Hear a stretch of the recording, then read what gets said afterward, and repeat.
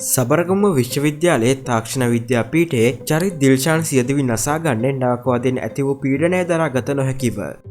විශ්වවිද්‍යාලයේ දෙවන වසර සිසුවෙකු වූ ඔහු හොස්ටල් එකේ කොට කලිසමක් හැඳ සිටීම නිසා ඔහුට මෙම ඉරණම අත් වුණා.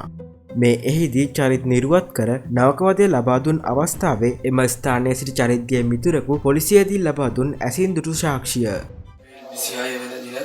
චරිතයට ආවා ෂෝට් එකක් කරගෙන. ඒ ෂෝට් එකක් හදන ආවක දැක්ක කියලා අපේ ෆ්ලෝ එකෙම ඉන්නවා අයිනේ කාමරවල සීනු ටික.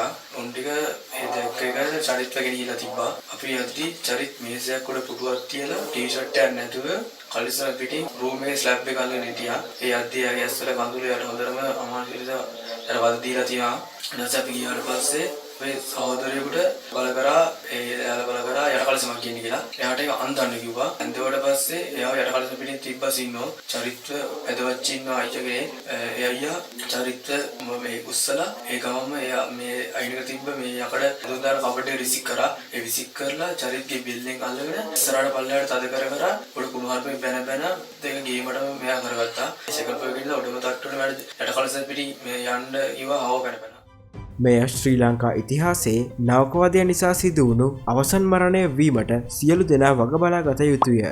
මෙවැනි පුවත් ඉදිරියටත් බලන්න සබ්ස්ක්‍රයිබ් කර රැඳී සිටින්න අප සමග.